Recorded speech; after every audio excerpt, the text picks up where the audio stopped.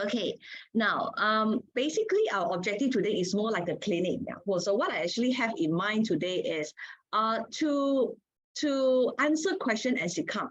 But because we already have receiving some questions, so we would like to actually go by tackling those questions. So we gather them and then we group them into a few categories. So the first thing that we have categorized is, hey, we realized to our surprise that we realized that there are people that who may not actually know which form they're supposed to file to. So whether whatever the income that they are having, are they supposed to file to Form BE or are they supposed to file using Form B?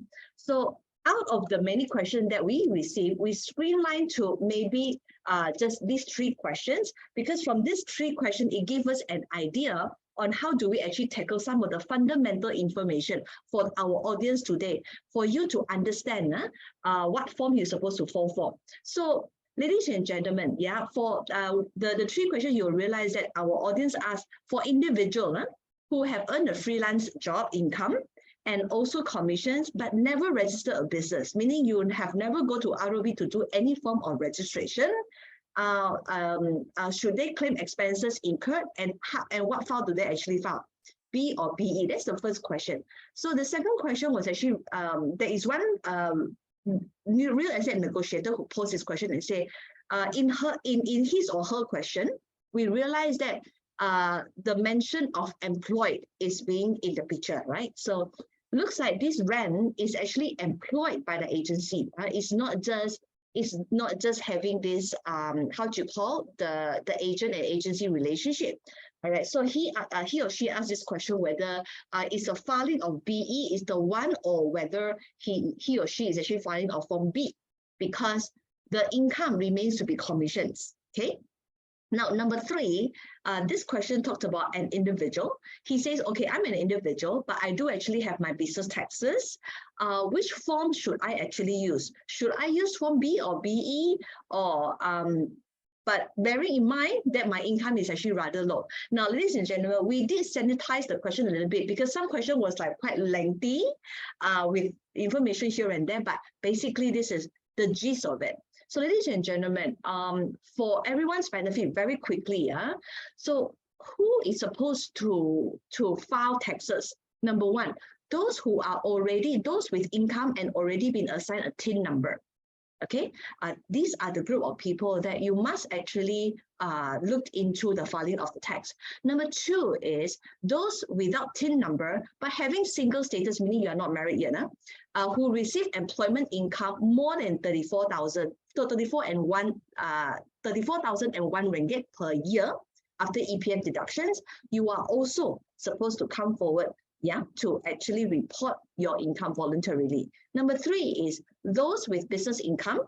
Please note that business income can also be a loss situation. I have an income, but I may actually be in a loss situation. Yeah, you need to also report tax. Yeah, you are being business income right now as a tax agent. We encourage business income. We're not talking about the threshold. You have to report. Yeah, you need to actually file your taxes, and you're supposed to then file under Form B in this particular case, okay? And those who have filed tax in the past, you have no income, you will still need to continue, okay? And new employees subject to monthly tax deductions, this group of employee, you need to pay attention on your income break. Basically, the moment that you have MMTD, you're supposed to come forward to file your taxes already. Now, whether you are falling under Form BE or you are falling under Form B, basically we use this simple term to look into. Other income is the one that categorizes the rest, the line in general, okay? So the only situation that you will not be filing a Form BE is, I mean, you'll be filing Form BE is when you don't have a business income and you don't actually have a partnership income. A lot of people say, hey, I'm receiving rental income. So by virtue of rental income, I have deductions. I have deductions.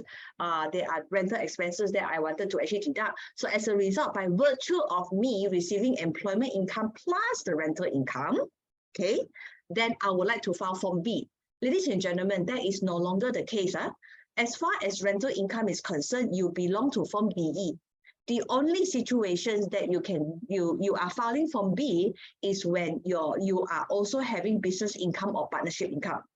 Okay, so for the question just now, the rent, who say, I am a rent, I am a real estate negotiator, but I am actually coming under employment.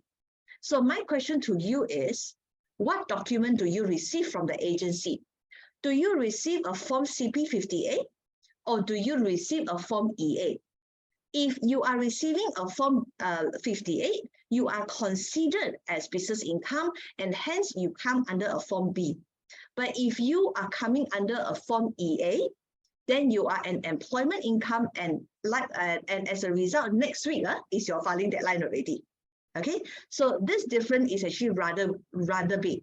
Now, as far as agency is concerned, property agent is concerned, or anyone who's actually under the freelance situation. Okay, just now there's a question they talk about, hey, I'm only commissions, I'm freelancer, right? So who am I? What do I actually file? Now, ladies and gentlemen, the question of contract of service, excuse me, and contract for service is actually very important.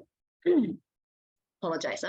So contract of service, we talk about, there is, let me just pick up my spotlight. Okay. Now, sorry. Let me pick up my spotlight. So you will realize that the employer-employee relationship will need to occur, okay, for an IN-A form to be issued. We call it contract of service. Contract for service is a situation whereby you are a client and contractor relationship. There is no master-servant relationship exist, okay? And then you don't so-called come under the Employment Act, right? So when you are an employee, your expenses basically are borne. Your employment, when you execute your employment, if you're talking about traveling, etc., if you're under employment, your employer will have reimburse you on your traveling perks or allowances, outstation, etc. But if you are contract for service, you are alone, you are on your own, right? So contract of service and contract for service distinct by the relationship of a freelancer or an agent to whether there is a master-servant relationship occur. But ladies and gentlemen, this is all that we have known so far. But do you know what is the meaning of not covered by the Employment Act, this particular statement here? In this year, 2023, the Employment Amendment Act 2022 has been issued, okay, and is required to be implemented. So inside there is this particular section, Section 101C, introductions of Section 101C under the Employment Amendment Act, okay? Under the Employment Amendment Act, whereby it actually talks about the substance over form. What is the substance of a contract of service? Ladies and gentlemen, in the past, what we do is like what? No? Okay, guys, let's cut across. Okay, let's cut across our employer-employee relationship by having a contract, right? A lot of us do that. Let's create a contract so that EPF payment is actually not paid. EPF payment is gone directly to the persons whom you freelance it from. Okay, so let's create a document called contract for service. Inside the contract for service, there are these particular workers work as if it's your staff. Okay, there are many of this kind of contract for service actually in the market right now. But ladies and gentlemen, you need to re-look into the agreement that you have in hand, your contract for service agreement you have in hand, because the latest development on the new Employment Amendment Act 2022 has actually have this section called 101C that talks about a substance of a contract of service. So what is a substance? 101C capital A, capital CA says, where, okay, unless proven otherwise, a person in the absence of a written contract is presumed as an employee. I presume you to be an employee when, number one, where the manner of your work is subject to the control and direction of another person, number one. Number two, ladies and gentlemen, where his hours of work are subject to the control and directions of another person. So the manner you work, the hour you work, okay? Number three, C, where he is provided with tools.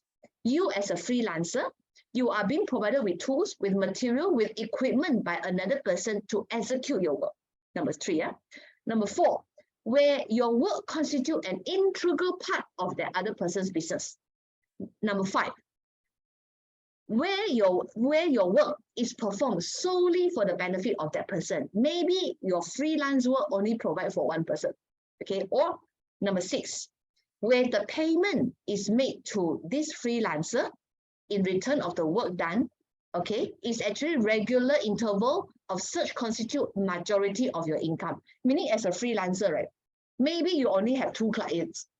One client constitute 80% of your income.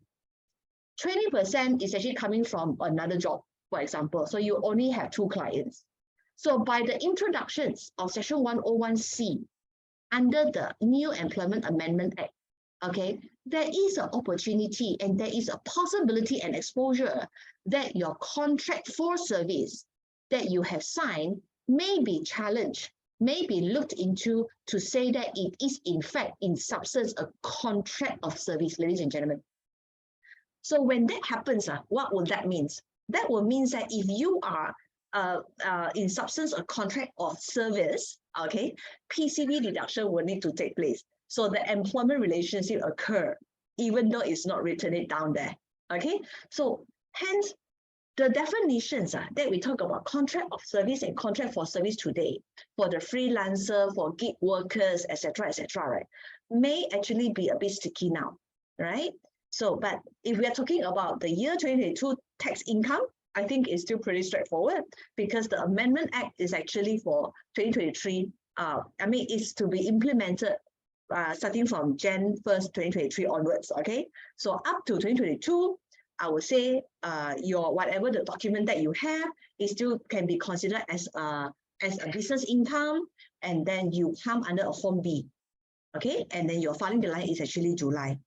Now, ladies and gentlemen, if you are having the situation that I'm highlighting here, there may be a need for you to relook into your agreement and your documentation, and then maybe you can contact either us or you can contact any tax consultant to relook into this matter so that your 2023 and onwards can actually be better managed.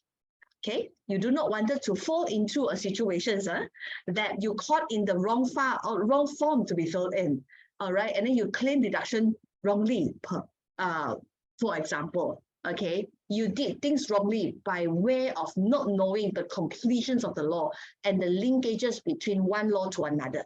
Okay, now, ladies and gentlemen, that is the first sector that I wanted to actually paint the knowledge forward first, because from the Q&A that we received, those that talking about the form, we wanted to give that extra highlights to you.